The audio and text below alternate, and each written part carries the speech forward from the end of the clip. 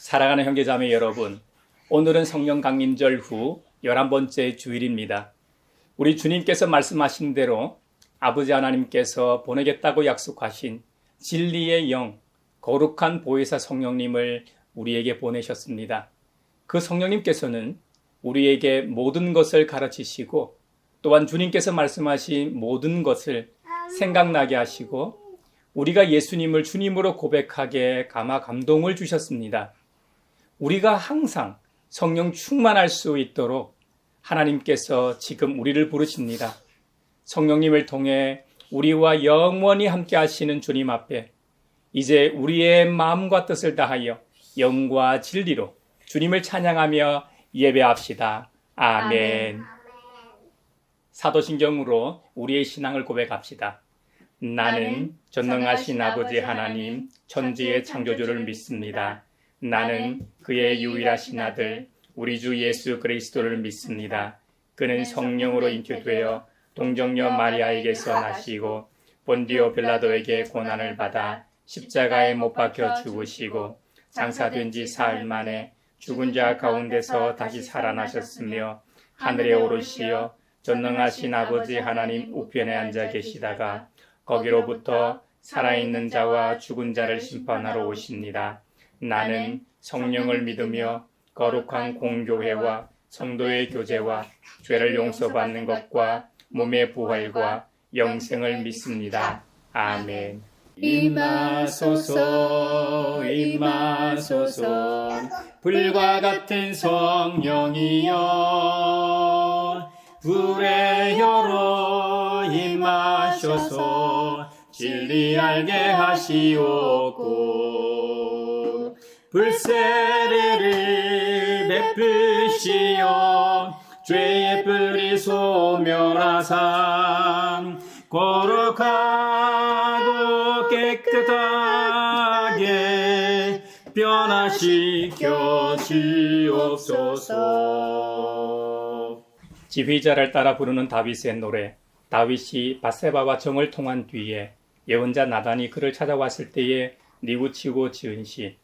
하나님, 주님의 한결같은 사랑으로 내게 자비를 베풀어 주십시오. 주님의 크신 긍휼을 베푸시어 내 반역죄를 없애 주십시오. 내 죄악을 말끔히 씻어 주시고 내 죄를 깨끗이 없애 주십시오. 나의 반역을 내가 잘 알고 있으며 내가 지은 죄가 언제나 나를 고발합니다. 주님께만, 오직 주님께만 나는 죄를 지었습니다. 주님의 눈앞에서 내가 악한 짓을 저질렀으니 주님의 판결은 옳으시며 주님의 심판은 정당합니다. 실로 나는 죄 중에 태어났고 어머니의 태 속에 있을 때부터 죄인이었습니다. 마음속의 진실을 기뻐하시는 주님, 제 마음 깊은 곳에 주님의 지혜를 가르쳐 주셨습니다. 구슬초로 나를 정결케 해주십시오. 내가 깨끗하게 될 것입니다. 나를 씻어주십시오. 내가 눈보다 더 희게 될 것입니다. 기쁨과 즐거움의 소리를 들려주십시오. 주님께서 꺾으신 뼈들도 기뻐하며 춤을 출 것입니다. 주님의 눈을 내 죄에서 돌리시고 내 모든 죄악을 없애주십시오. 아 하나님, 내 속에 깨끗한 마음을 창조하여 주시고 내 속을 견고한 심령으로 새롭게 하여 주십시오. 주님 앞에서 나를 쫓아내지 마시며 주님의 성령을 나에게서 거두어 가지 말아 주십시오. 주님께서 베푸시는 구원의 기쁨을 내게 회복시켜 주시고 내가 지탱할 수 있도록 내게 자발적인 마음을 주십시오. 아멘. 나와 동행하시고 모든 염려하시니 나는 숲의 새와 같이 기쁘다. 내가 기쁜 마음으로 주의 뜻을 행하면 주의 영이 함께하니라. 성령이 계시네 할렐루야 함께하시네. 좁은 길을 걸으며 밤낮 기뻐하는 것 주의 영이 함께하리라. 만일 우리가 죄가 없다고 말하면 우리는 자기를 속이는 것이요 진리가 우리 속에 없는 것입니다. 우리가 우리 죄를 자백하면 하나님은 신실하시고 의로우신 분이셔서 우리 죄를 용서하시고 또한 모든 불의에서 우리를 깨끗하게 해 주실 것입니다. 지난 한 주간 가정에서, 직장에서, 그리고 세상에서, 심지어 교회에서의 우리의 말과 행동을 돌아보며 자비롭고 은혜롭고 노하기를 도대하시는 주님 앞에 우리 죄를 고백합시다. 주님께서 저에게 은총을 베푸시는 것이 사실이면 우리의 악과 우리의 죄를 용서해 주시고 모든 불의에서 우리를 깨끗하게 해주시고 우리를 주님의 자녀로 삼아 주시옵소서. 아멘. 아멘. 내 마음속에 비추시는 주님 어둠에서 나를 지켜주소서. 내 마음속에 비추시는 주님 당신 사랑 안에 쉬리라. 내 마음속에 비추시는 주님 어둠에서 나를 지켜주소서. 내 마음속에 비추시는 주님 당신 사랑 안에 쉬리라.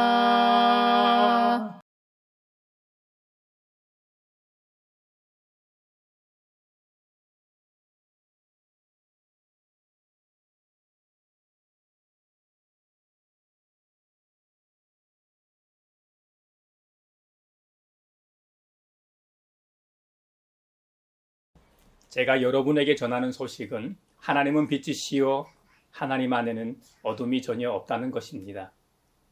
그러므로 하나님께서 빛 가운데 계신 것과 같이 우리가 빛 가운데 살아가면 우리는 서로 사귐을 가지게 되고 하나님의 아들 예수님의 피가 우리를 모든 죄에서 깨끗하게 해 주십니다. 이제 주님께서 우리의 죄를 용서하셨음을 주님의 이름으로 선언합니다. 아멘. 찬미하여라 오 나의 영혼아. 찬미하여라 거룩한 주 이름.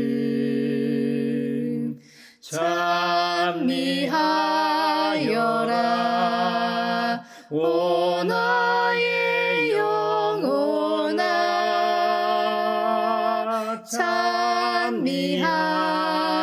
찬미하여라 거룩한 주 이름.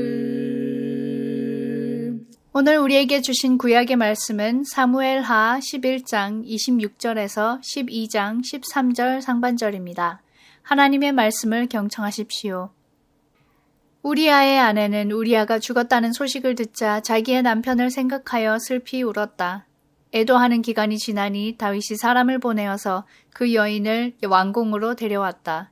그 여인은 이렇게 하여 다윗의 아내가 되었고 그들 사이에서 아들이 태어났다. 그러나 주님께서 보시기에 다윗이 한 이번 일은 아주 악하였다. 주님께서 예언자 나단을 다윗에게 보내셨다. 나단은 다윗을 찾아와서 이런 이야기를 하였다. 어떤 성읍에 두 사람이 살았습니다. 한 사람은 부유하였고 한 사람은 가난하였습니다. 그 부자에게는 양과 소가 아주 많았습니다. 그러나 그 가난한 사람에게는 사다가 키우는 어린 암양 한 마리밖에는 아무것도 없었습니다. 그는 이 어린 양을 자기 집에서 길렀습니다. 그래서 그 어린 양은 그의 아이들과 함께 자라났습니다. 어린 양은 주인이 먹는 음식을 함께 먹고 주인의 잔에 있는 것을 함께 마시고 주인의 품에 안겨서 함께 잤습니다. 이렇게 그 양은 주인의 딸과 같았습니다. 그런데 그 부자에게 나그네 한 사람이 찾아왔습니다. 그 부자는 자기를 찾아온 손님을 대접하는데 자기의 양떼나 소떼에서는 한 마리도 잡기가 아까웠습니다. 그래서 그는 가난한 사람의 어린 암양을 빼앗아다가 자기를 찾아온 사람에게 대접하였습니다. 다윗은 그 부자가 못마땅하여 몹시 분개하면서 나단에게 말하였다. 주님께서 확실히 살아계심을 두고 맹세하지만 그런 일을 한 사람은 죽어야 마땅합니다. 또 그가 그런 일을 하면서도 불쌍히 여기는 마음이 전혀 없었으니 그는 마땅히 그 어린 암양을 4배로 갚아주어야 합니다. 나단이 다윗에게 말하였다. 임금님이 바로 그 사람입니다. 주 이스라엘의 하나님이 이렇게 말씀하십니다. 내가 너에게 기름을 부어서 이스라엘의 왕으로 삼았고 또 내가 사울의 손에서 너를 구하여 주었다. 나는 네 상전의 왕궁을 너에게 넘겨주고 네 상전의 아내들도 내 품에 안겨주었고 이스라엘 사람들과 유다 나라도 너에게 맡겼다. 그것으로도 부족하다면 내가 내게 무엇이든지 더 주었을 것이다. 그런데도 너는 어찌하여 나 주의 말을 가볍게 여기고 내가 악하게 여기는 일을 하였느냐? 너는 헷 사람 우리아를 전쟁터에서 죽이고 그의 아내를 빼앗아 내 아내로 삼았다. 너는 그를 암몬 사람의 칼에 맞아서 죽게 하였다. 너는 이렇게 나를 무시하여 헷 사람 우리아의 아내를 빼앗아다가 내 아내로 삼았으므로 이제부터는 영영 내 집안에서 칼부림이 떠나지 않을 것이다. 주님께서 또 이렇게 말씀하십니다. 내가 너의 집안에 재앙을 일으키고 내가 보는 앞에서 내가 너의 아내들도 빼앗아 너와 가까운 사람에게 주어서 그가 대낮에 너의 아내들을 욕보이게 하겠다. 너는 비록 몰래 그러한 일을 하였지만 나는 대낮에 온 이스라엘이 바라보는 앞에서 이 일을 하겠다. 그때에 다윗이 나단에게 자백하였다. 내가 주님께 죄를 지었습니다. 성령이여 우리 성경 읽을 때 그 속에서 빛을 보게 하소서. 오늘 우리에게 주신 서신의 말씀은 에베소서 4장 1절에서 16절입니다. 하나님의 말씀을 경청하십시오. 그러므로 주님 안에서 갇힌 몸이 된 내가 여러분에게 권합니다. 여러분은 부르심을 받았으니 그 부르심에 합당하게 살아가십시오. 겸손함과 온유함으로 깍듯이 대하십시오. 오래 참음으로써 사랑으로 서로 용납하십시오. 성령이 여러분을 평화의 띠로 묶어서 하나가 되게 해주신 것을 힘써 지키십시오. 그리스도의 몸도 하나요 성령도 하나입니다. 이와 같이 여러분도 부르심을 받았을 때에 그의 부르심의 목표인 소망도 하나였습니다. 주님도 한 분이시요 믿음도 하나요 세례도 하나요 하나님도 한 분이십니다. 하나님은 모든 것의 아버지시요 모든 것 위에 계시고 모든 것을 통하여 계시고 모든 것 안에 계시는 분이십니다. 그러나 하나님께서는 우리 각 사람에게 그리스도께서 나누어 주시는 선물의 분량을 따라서 은혜를 주셨습니다. 그러므로 성경에 이르시기를 그분은 높은 곳으로 올라가셔서 포로를 사로잡으시고 사람들에게 선물을 나누어 주셨다 합니다. 그런데 그분이 올라가셨다고 하는 것은 먼저 그분이 땅의 낮은 곳으로 내려오셨다는 것을 말하는 것이 아니고 무엇이겠습니까? 내려오셨던 그분은 만물을 충만하게 하시려고 하늘의 가장 높은 데로 올라가신 바로 그분이십니다. 그분이 어떤 사람은 사도로, 어떤 사람은 예언자로, 어떤 사람은 복음 전도자로, 또 어떤 사람은 목사와 교사로 삼으셨습니다. 그것은 성도들을 준비시켜서 봉사의 일을 하게 하고 그리스도의 몸을 세우게 하려고 하는 것입니다. 그리하여 우리 모두가 하나님의 아들을 믿는 일과 아는 일에 하나가 되고 온전한 사람이 되어서 그리스도의 충만하심의 경지에까지 다다르게 됩니다.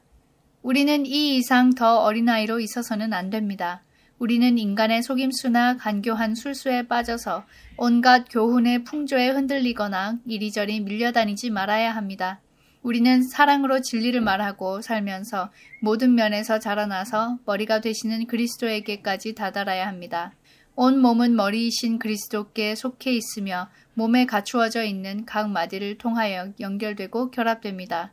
각 지체가 그 맡은 분량대로 활동함을 따라 몸이 자라나며 사랑 안에서 몸이 건설됩니다. 성령이여 우리 성경 읽을 때 그 속에서 빛을 보게 하소서. 오늘 우리에게 주시는 복음의 말씀은 요한복음 6장 24절로 35절입니다. 주님의 말씀을 경청하십시오. 무리는 거기에 예수도 안 계시고 제자들도 없는 것을 알고서 배를 나누어 타고 예수를 찾아 가버나움으로 갔다. 그들은 바다 건너편에서 예수를 만나서 말하였다. 선생님, 언제 여기에 오셨습니까? 예수께서 그들에게 대답하셨다. 내가 진정으로 너희에게 말한다. 너희가 나를 찾는 것은 표징을 보았기 때문이 아니라 빵을 먹고 배가 불렀기 때문이다. 너희는 썩어 없어질 양식을 얻으려고 일하지 말고 영생에 이르도록 남아있을 양식을 얻으려고 일하여라. 이 양식은 인자가 너희에게 줄 것이다. 아버지 하나님께서 인자를 인정하셨기 때문이다. 그들이 예수께 물었다. 우리가 무엇을 하여야 하나님의 일을 하는 것이 됩니까? 예수께서 그들에게 대답하셨다. 하나님께서 보내신 일을 믿는 것이 곧 하나님의 일이다. 그들은 다시 물었다. 우리에게 무슨 표징을 행하셔서 우리로 하여금 보고 당신을 믿게 하시겠습니까? 당신이 하시는 일이 무엇입니까? 그는 하늘에서 빵을 내려서 그들에게 먹게 하셨다 한 성경 말씀대로 우리 조상들은 광야에서 만나를 먹었습니다. 예수께서 그들에게 대답하셨다. 내가 진정으로 너희에게 말한다. 하늘에서 너희에게 빵을 내려다 주신 이는 모세가 아니다. 하늘에서 참빵을 너희에게 주시는 분은 내 아버지시다. 하나님의 빵은 하늘에서 내려와 세상에 생명을 주는 것이다. 그들은 예수께 말하였다. 주님, 그 빵을 언제나 우리에게 주십시오. 예수께서 그들에게 말씀하셨다. 내가 생명의 빵이다. 내게로 오는 사람은 결코 줄이지 않을 것이요. 나를 믿는 사람은 다시는 목마르지 않을 것이다. 이것은 주님의 말씀입니다. 하나님 감사합니다. 성령이여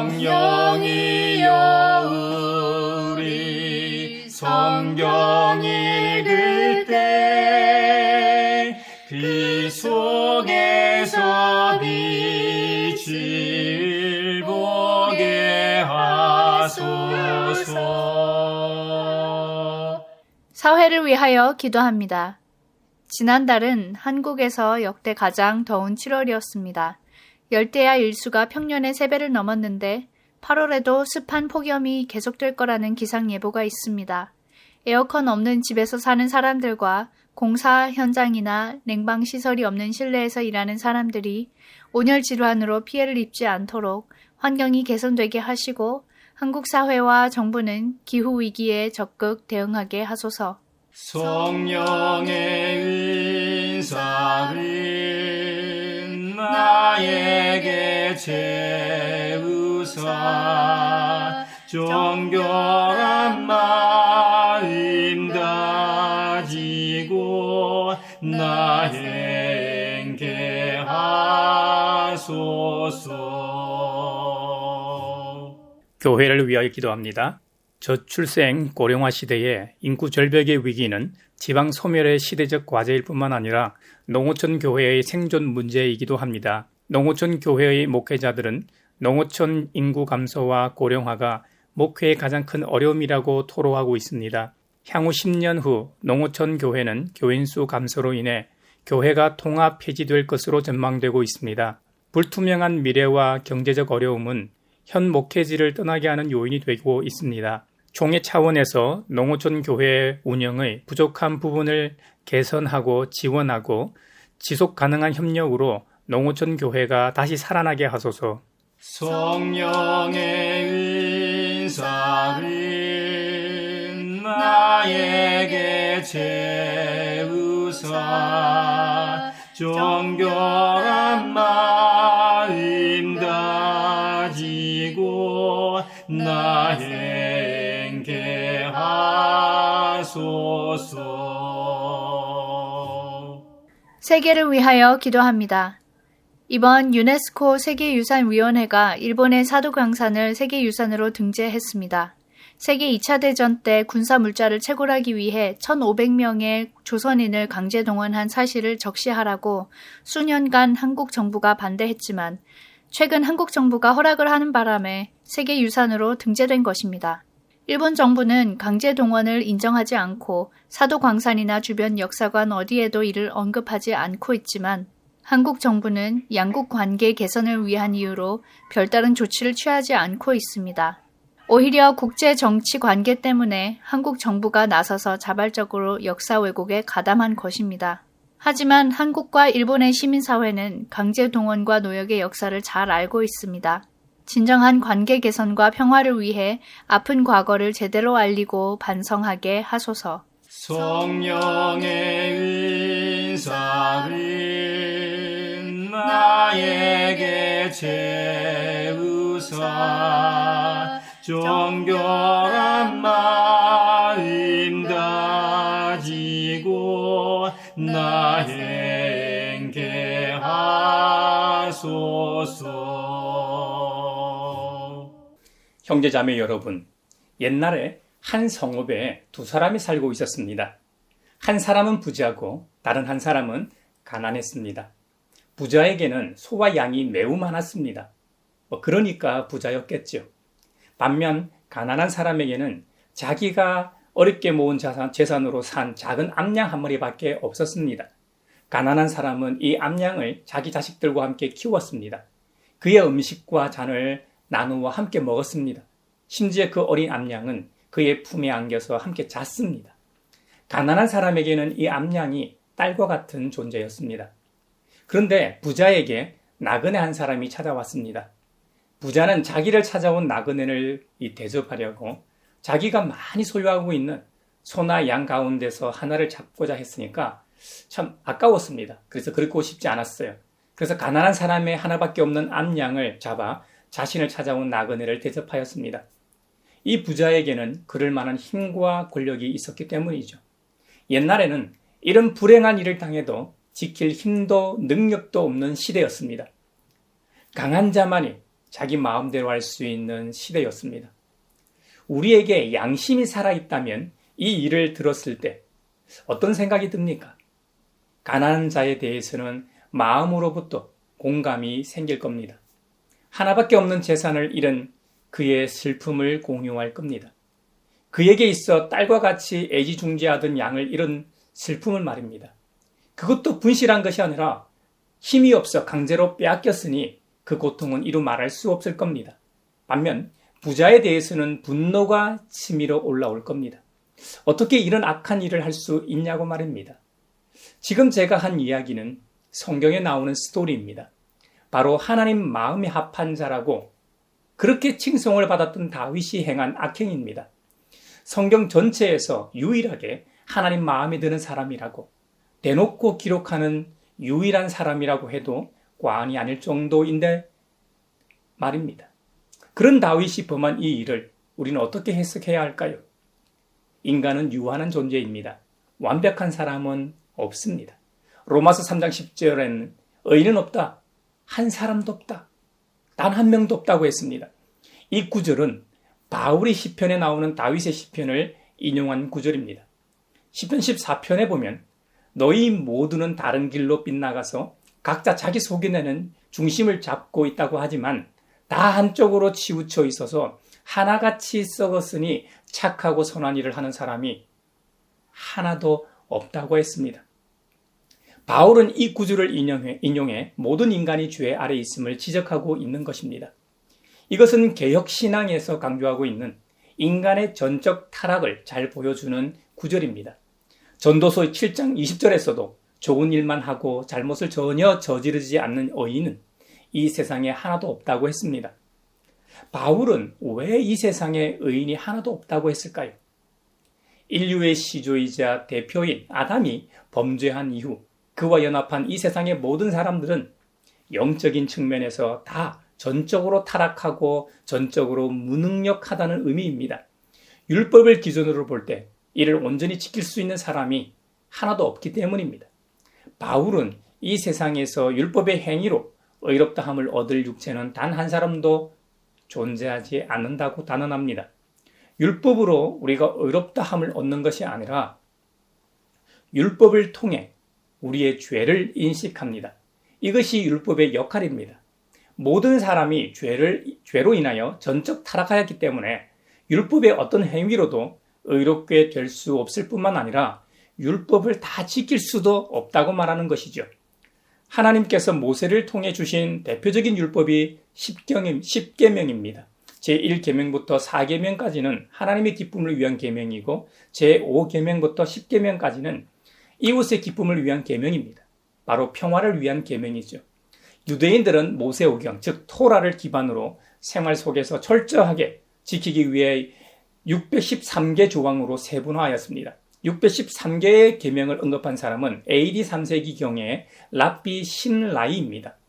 그는 토라에 나오는 모든 계명을 분류해서 248개의 하라 명령을 찾아냈습니다. 창세기에 2개, 출애굽기에 50개, 레위기에 91개, 민수기에 30개, 신명기에 75개 등 18개 범주에 748개 조항입니다.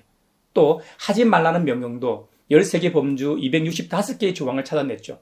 가장 대표적인 하지 말라는 조항이 다른 신의 존재를 믿어서는 안 된다는 출애굽기의 10계명 제1계명이죠. 이 많은 것을 인간의 힘으로 어떻게 다 지킬 수 있겠습니까? 이런 의미에서 율법의 행위로 의롭다함을 얻을 사람이 없다고 한 것입니다. 그렇다고 이런 율법을 무시하고 안 지켜도 된다는 말도 아닙니다. 다시 한번 말씀드리지만 율법은 구원의 수단이 아닙니다.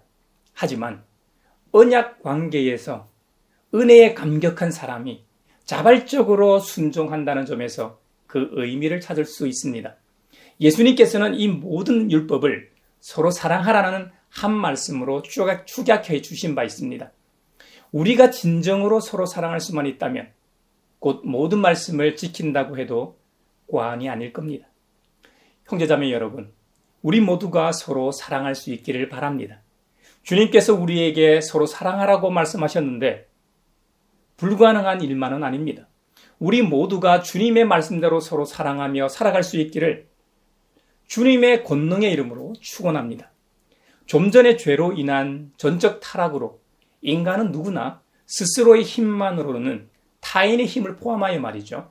이 땅의 그 무엇으로도 절대로 구원에 이르지 못합니다. 그래서 하나님께서는 죄의 결과인 심판으로 죽을 수밖에 없는 인간을 구원하려고 작정하셨습니다. 구원의 과정 전부가 모두 삼위일체 하나님에 의해 이루어져야만 합니다. 그리하여 하나님의 무조건적인 은혜와 사랑에 의해 구속의 법이 주어졌습니다. 이를 성육신하신 예수 그리스도께서 성취하심으로 인간에게는 율법 이외에 새로운 길이 주어진 것입니다. 이제는 예수 그리스도 우리 주님을 믿음으로 의롭다고 칭함을 받습니다. 이것을 신학적으로 이신칭의 혹은 이신득이라고 합니다. 우리가 믿는 종교인 그리스도교회에서 창조주 하나님께서 보내신 유일한 구원자 예수 그리스도를 믿는 믿음을 통해 의인의 신분을 얻는 것을 말합니다. 간단하게 말하면 오직 믿음으로 의롭게 된다는 뜻이죠. 오늘 설교 서두에서 저는 다윗 이야기로 시작했습니다. 다윗으로 말할 것 같으면 누구나 인정할 정도로 대단한 믿음의 조상입니다. 다윗이 얼마나 대단한 인물이냐면요. 사도행전 13장의 기록에 의하면 바울과 바나바가 비시디아 안디옥에서 전도할 때의 일입니다. 회당에서 디아스포라 유대인들에게 말씀을 전할 때 이스라엘의 역사를 언급하다 다윗 이야기 대목에서 다윗은 하나님으로부터 내 마음에 드는 사람이라는 칭송을 받은 적이 있다고 했습니다. 하나님 마음에 쏙 든 사람은 여럿 있겠지만 이렇게 대놓고 마음에 드는 사람이라고 말한 인물이 거의 없습니다. 마음에 든다는 인용도 사무엘상 13장에 나오는 것을 근거로 합니다. 이스라엘의 이 초대 왕 사울이 타락하자 하나님께서는 사무엘 선지자를 통해 새로운 인물에게 기름을 부어 왕으로 세우십니다. 다 아는 얘기죠. 하나님의 뜻을 사무엘이 사울에게 알립니다. 그 알리는 과정에서 하나님께서 주님의 명하신 것을 지키지 않은 일 때문에 하나님께서는 마음에 맞는 새로운 사람을 찾아서 그를 사울 왕을 대신해서 백성의 지도자로 세우시겠다고 전달합니다. 그 시대 가장 하나님의 마음에 든 자가 바로 다윗이었습니다. 그런 다윗도 온전하지 못하다는 근거를 성경에서 보여주다 이신칭의까지 말하게 된 것입니다. 다윗을 포함하여 가장 믿음이 좋다고 할 수 있는 아브라함 할아버지도 온전하지 못했습니다. 생존을 위해 거짓말을 서슴지 않았던 인물입니다. 그것도 여러 번 말이죠. 그래서 그의 DNA를 물려받은 그의 손자 야곱이 거짓말의 달인이었는지도 모르겠습니다. 부자가 가난한 사람의 전 재산인 암양을 강제로 빼앗아 자신의 손님을 대접한 이야기를 나단 선지자로부터 들은 다윗은 몹시 붕괴하여 그 사람은 죽어 마땅하다고 말합니다. 그런데 이것이 일반적인 사람들의 정서입니다. 하나님께서는 모든 인간에게 도덕적 양심을 심어 놓으셨습니다. 그래서 우리가 이태원 참사라든지 해병대 최상병 일로 붕괴하고 공감하는 이유입니다. 세월호나 다른 인권 유린에 대해서도 마음 아파하고 공감하는 이유인 것이죠. 또 그 악한 짓을 한 대상에게는 분노하고 화를 표출하는 이유가 하나님께서 우리에게 최소한의 도덕적 양심을 심어 놓으셨기 때문이라는 것이죠. 악이 득세하는 이 세상이 아직도 파괴되지 않고 지속되는 이유이기도 합니다. 바울이 말했던 이신칭의에서도 드러났던 것처럼 인간 스스로는 절대로 구원에 이르지 못합니다. 오늘 본문인 사무엘하 12장, 나단의 이 책망과 다윗의 회개 이야기에서도 똑같이 드러납니다. 다윗이 스스로 깨닫고 회개했던 게 아닙니다. 사무엘하 12장 1절에 보면 하나님께서 예언자 나단을 다윗에게 보내셨다고 기록합니다. 그래서 나단이 다윗을 찾아가서 어떤 성읍에 부유한 사람과 가난한 사람이 살고 있는데 부자가 가난한 사람의 전 재산인 암양을 강제로 빼앗아 자신의 손님에게 대접했다는 비유를 들었던 것입니다. 형제자매 여러분, 우리의 구원은 우리 자신의 내부에서부터 시작되는 것이 아닙니다. 어떤 깨달음에 의해서 되는 게 아닙니다. 100% 외부에서 오는 것입니다. 아담의 타락으로 인해 이 세상에서 선이 사라지고 의인을 찾아볼 수 없게 되었습니다. 그래서 하나님께서는 자신의 아들을 이 세상에 보내셔서 그분을 통해 우리를 구원하기로 작정하십니다. 성육신 사건이 없었다면 우리는 아직도 의롭다고 칭함을 받지 못했을 겁니다. 다시 말하면 하나님께서 먼저 우리를 찾아오셨습니다. 우리를 만드신 창조주 하나님을 거부하고 배반하고 떠난 우리를 사랑하시고 긍휼히 여겨 먼저 찾아오셨다는 말입니다. 구원은 그렇게 시작됩니다. 여인의 눈이 먼 이 다윗을 먼저 찾아온 분도 다름 아닌 하나님이십니다. 만약 하나님이 먼저 다윗을 찾아오지 않으셨다면 우리가 아는 다윗은 없을 겁니다. 당시 절대적인 권력을 가지고 있었던 왕이 부하 하나 죽이고 그의 아내를 빼앗은 것이 흠이 아닌 고대 사회였습니다. 나단 선지자의 지적이 아니었다면 양심의 가책을 조금 느끼긴 했겠지만 그대로 회개하지 않고 살았을 겁니다. 그렇다면 회개의 시편으로 유명한 시편 51편도 없을 겁니다. 제가 좋아하는 이 시편 중 하나인 시편 51편에 보면 이런 구절이 있습니다. 아, 하나님, 내 속에 깨끗한 마음을 창조하여 주시고 내 속을 견고한 심령으로 새롭게 하여 주십시오. 이건 제가 전에 자주 암송하던 구절이라 개역 개정판이 입에 더 익숙합니다. 하나님이여, 내 속에 정한 마음을 창조하시고 내 안에 정직한 영을 새롭게 하소서. 나를 주 앞에서 쫓아내지 마시며 주의 성령을 내게서 거두지 마소서. 아멘. 구약에 나오는 수많은 이야기들을 보십시오. 항상 주님이 먼저 찾아오십니다. 믿음의 조상들의 이야기를 보십시오. 어느 것 하나 주님이 찾아오지 않으신 일이 없습니다. 항상 주님이 먼저 찾아오십니다. 우리의 구원은 하나님으로부터 시작됨을 확인하게 됩니다. 그래서 우리의 믿음은 항상 하나님 중심으로 돌아가는 것입니다. 하나님 중심주의가 아니면 그것은 그리스도교가 아닙니다. 오직 하나님의 은혜로 살아가는 것입니다. 할렐루야! 예수님께서 물 위를 걸으신 사건 바로 다음 날입니다. 디베라에서 온 배 몇 척이 소문을 듣고 오병이를 행하신 곳에 왔습니다. 그런데 와보니 이미 예수님과 제자들은 떠나고 없었습니다. 예수님이 어디 계시는지 수소문하여 가버나움에 계시다는 것을 알고 그곳으로 가서 예수님을 만났습니다. 그들이 주님께 묻습니다. 선생님, 언제 여기에 오셨습니까? 이에 예수님께서 그들에게 답하십니다. 내가 진정으로 너희에게 말한다. 너희가 나를 찾는 것은 표징을 보았기 때문이 아니라 빵을 먹고 배가 불렀기 때문이다.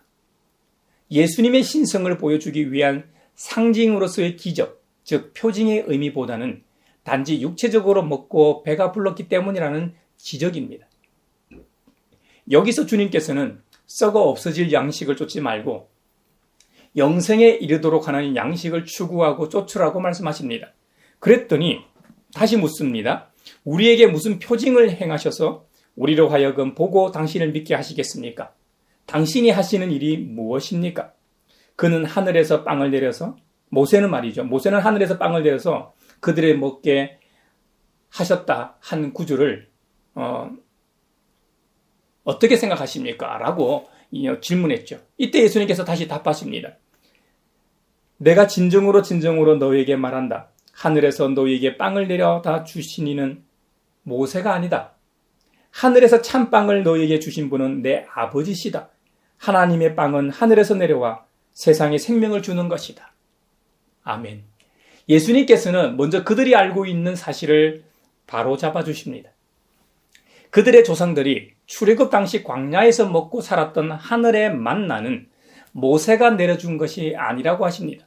하늘의 만나는 말 그대로 하늘에 계신 우리 아버지 하나님께서 너희 조상들에게 주신 선물이요 사랑이라는 것입니다. 다음으로 하신 말씀은 출애굽 때 먹은 하늘의 만나는 일시적인 것이라는 말입니다. 너희 조상은 광야에서 만나를 먹었어도 죽었다고 강조하십니다. 하지만 이제 새롭게 줄 빵은 하늘에서 내려와 세상에 생명을 주는 것이다라고 완전히 새로운 선언을 하십니다. 여러분, 진짜로 그런 빵이 있다면 그 빵을 안 먹을 사람이 누가 있겠습니까? 우리가 가진 것을 모두 팔아서라도 그 영원한 생명의 빵을 사 먹겠죠. 그 말을 들은 사람들도 예수님께 말합니다. 주님, 그 빵을 언제나 우리에게 주십시오. 그랬더니 말이죠. 예수님께서 말씀하십니다. 내가 생명의 빵이다.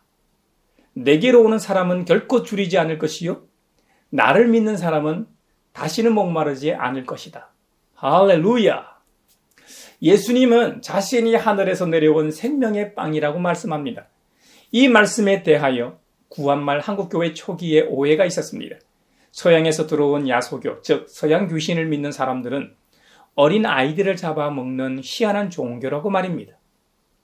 실제로 있었습니다. 그래서 한국교회 초기에 핍박이 더 심했다고 합니다. 하늘에서 내려오신 생명의 빵을 기념하기 위해 주님의 명령에 따라 우리는 성찬을 행합니다. 교회에 따라 횟수는 다르지만 말이죠. 옛날에는 떡과 잔을 준비했을 것이고 지금은 빵과 잔을 준비하죠. 어떤 교회에서는 동전 모양의 성찬 전병, 와퍼라는 것을 사용하기도 합니다. 이걸 자기들끼리 주문 외우듯이 말하면서 몰래 숨어서 먹었니? 이런 오해가 생겼던 것이죠. 하나님의 아들, 구원자 예수 그리스도, 우리 주님이 오늘날 우리와 육체적으로 함께 하시지는 않습니다. 성육신의 사건은 2000년 전 단 한 번 있었습니다. 그런데 주님께서는 복음서에서 분명히 우리와 영원히 함께 하시겠다고 약속하신 바 있습니다. 지금은 육체적으로 함께 하시지 않는데 그렇다면 거짓말 아닌가 하는 의문이 들 수 있습니다.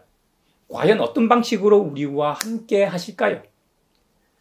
예수님께서 자신이 떠나가는 것이 제자된 우리에게 유익하다고 선언하셨죠. 예수님이 떠나가셔야만 아버지 하나님께서 약속하신 보혜사 성령님이 우리에게 오시기 때문입니다. 예수님은 부활 후 잠시 사랑하시던 제자들과 계시다가 원래의 자리로 돌아가시기 위해 승천하셨습니다. 그리고 50일 후 오순절 성령 강림을 통해 이제는 시공간을 초월해 함께 하십니다. 그러므로 예수님의 승천 이후로부터 지금까지, 오늘날까지, 지금 현재 이 자리까지, 앞으로도 재림 전까지 우리와 영원히 함께 하실 수 있는 것이죠. 이것이 우리에게 얼마나 큰 은혜인지 모릅니다. 이 사실이 우리에게 얼마나 큰 위로와 또한 힘이 되는지 모릅니다. 만약 2000년 전처럼 성육신하신 몸으로 우리와 함께 하셨다면 예수님을 만나고자 하는 사람은 누구나 성지의 땅으로 예루살렘으로 가야만 합니다. 지금도 많은 순례객들이 팔레스타인 땅을 밟습니다만 훨씬 더 많은 사람들이 그곳으로 가지 못할 겁니다. 또 너무 많은 사람들이 좁은 공간에 모여든다면 참사가 발생할 겁니다. 가장 대표적인 게 2015년 메카 성지 순례 도중 2000명 이상이 압사당한 참사일 겁니다. 지금도 그 위험을 무릅쓰고서라도 메카로 몰려드는 것은 그들의 교리, 이슬람 교도의 이 5가지 의무 때문입니다. 신조 암송, 하루 5회 기도, 구제, 라마단 금시, 성지 순례 이 5가지 중 이슬람 성지 순례를 하지라고 하는데 이것 때문에 매년 이슬람력으로 마지막 달에 사우디아라비아 서부 연안에 위치한 메카로 어마어마한 이 사람들이 순례자들이 모여듭니다. 여러분도 매스컴을 통해 한 번쯤은 보셨을 텐데요. 메카에 위치한 이 검은 네모의 카바 신전 주위를 수많은 무슬림들이 도는 모습을 봅니다. 올해에는 폭염으로 인해 1,300명이 넘는 아까운 생명이 숨지는 참사가 또 벌어졌습니다. 이뿐입니까? 예수님께서 성전 정화를 시키셨던 것처럼 메카에는 암시장에서 높은 성지순례 비용으로 인해 고통받고 있다고 합니다. 사우디 정부는 순례자 국적에 따라 5,000달러에서 1만 달러의 순례자 비용을 받고 공식 허가를 내준다고 합니다. 순례자 비용 감당이 힘든 순례자들은 2,000달러에서 3,000달러 정도 하는 암시장으로 향하게 된다고 합니다. 굉장히 열악한 환경이겠죠. 순례 기간 동안에. 현재 고물가로 어려운 경제 상황에 처해 있는 이집트 많은 순례자들이 불법 경로로 순례에 올랐다가 1,300명 사망자의 절반에 해당하는 672명이나 사망했다는 로이터 보도도 있었습니다. 우리 그리스도인들은 성지 순례를 하면 현장감이 있어 은혜로운 측면도 있지만 성지 순례를 해야만 되는 규정도 없고 일평생 반드시 그곳에 가야만 하나님 나라에 들어가는 법도 없습니다.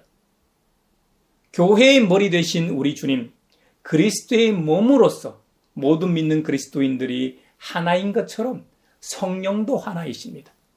우리는 한 성령이신 보혜사 성령님을 통해 하나님이 한 분이신 것을 믿습니다. 우리의 믿음도 하나고 세례도 하나인 것을 또한 알게 됩니다. 이 성령님이 우리를 평화의 띠로 묶어서 하나 되게 하십니다. 그러므로 우리 모든 그리스도인들은 이 하나됨을 깨지 않기 위해 힘써 지켜야 할 의무가 있습니다. 우리 각자에게 주신 각양 은사도 이 하나됨을 지키기 위함을 잊지 말아야 합니다. 누가 어떤 은사를 받았다고 부러워하거나 우쭐거리며 잘난 척해서는 안 됩니다. 내가 낸데 하는 순간 교회의 일치는 하나됨은 깨집니다. 사도 바울처럼 나의 나된 것은 오직 주님의 은혜임을 자각하고 겸손할 때 교회는 하나됨을 유지할 수 있습니다. 교회에서 가장 눈에 띄는 담임 목회자라고 해서 우쭐댈 것도 없고 헌금 많이 한다고 시간을 내어 봉사하고 섬긴다고 해서 잘난 척 해서도 안 됩니다. 그냥 예배만 참석한다고 해서 기죽을 일도 아닙니다. 우리 모두는 주님의 몸으로서 교회가 교회 되게 하는 존재들입니다. 끝으로 우리가 다시 한번 되새겨야 하는 것은 언제나 우리를 먼저 찾아오시는 분은 다름 아닌 주님이시라는 사실입니다. 각자 상황에 따라 진리를 찾아서 혹은 기도가 필요해서 교회를 찾기도 하고 자신이 주님을 찾는다고 생각할지도 모릅니다. 하나님께서 그런 상황을 만들어 찾게 하신다기보다는 하나님을 찾아야겠다는 마음을 주신다는 표현이 더 맞을 겁니다. 우리의 마음이 움직이지 않고서야 어떻게 주님을 찾아올 수 있겠습니까? 어떨 때는 악행을 범한 다윗을 긍휼히 여기서 이 나단 선지자를 보내셔서 회개할 기회를 주시기도 합니다. 요한일서 사랑장에서 증언하고 있는 것처럼 하나님은 사랑이십니다. 우리가 먼저 하나님을 사랑한 것이 아닙니다. 여러분 중에 하나님을 먼저 사랑한 사람이 있습니까? 하나님이 우리를 먼저 사랑하셔서 자기 아들을 보내서 우리의 죄를 위하여 화목제물이 되게 하셨다는 사실입니다. 예수님은 아버지 하나님의 뜻에 따라 죽기까지, 십자가에서 죽기까지 우리를 사랑하셨습니다. 그 주님께서 우리에게 서로 사랑하라고 명하십니다. 사랑만이 허다한 허물을 덮고 온전하게 하는 힘임을 잊지 맙시다. 하나님이 우리에게 자기 영을 나누어 주셨습니다. 그 하나님의 거룩한 영이 우리로 하여금 주님께서 당부하신 서로 사랑하라는 말씀대로 살 수 있는 힘을 주십니다. 그렇기 때문에 우리는 예루살렘으로 성지순례를 꼭 안 가도 되는 것입니다. 성령님으로 인해 우리가 하나님 안에 있고 또 하나님이 우리 안에 계시다는 것을 믿게 합니다. 오순절 성령 강림 사건 이후로는 시공간을 초월해 우리를 찾아오셨고 이제는 우리 안에 영원히 내주하십니다. 이것이 우리에게 은혜임을 감사하며 기억해야 합니다. 누가 하나님을 사랑한다고 하면서 자기 형제자매를 미워하면 그는 거짓말쟁이라고 성경도 말합니다. 보이는 자기 형제자매를 사랑하지 않는 사람이 어떻게 보이지 않는 하나님을 사랑할 수 있겠느냐는 말씀입니다. 사랑할 수 없죠. 그러므로 사랑하는 가양교회의 형제자매 여러분, 이번 한 주간도 세상으로 나아가 서로 사랑함으로 하나님의 살아계심을 증언하는 우리 모두가 되길 바랍니다. 우리가 가정으로, 직장으로, 세상으로 나아가 사랑할 때 비로소 사랑받는 대상자들은 입장에서는 사랑의 하나님께서 그들에게 찾아오시는 일임을 깨닫게 됩니다. 하나님께서 우리 모두와 함께 하시길 기원합니다.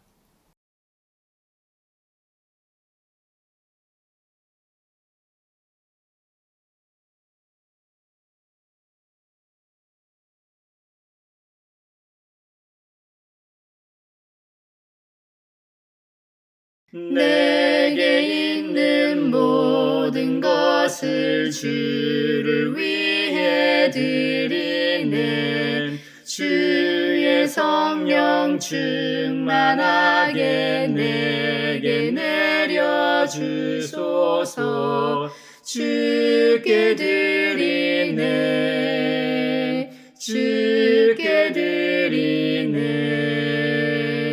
사랑하는 구주 앞에 모두 드리네. 아멘.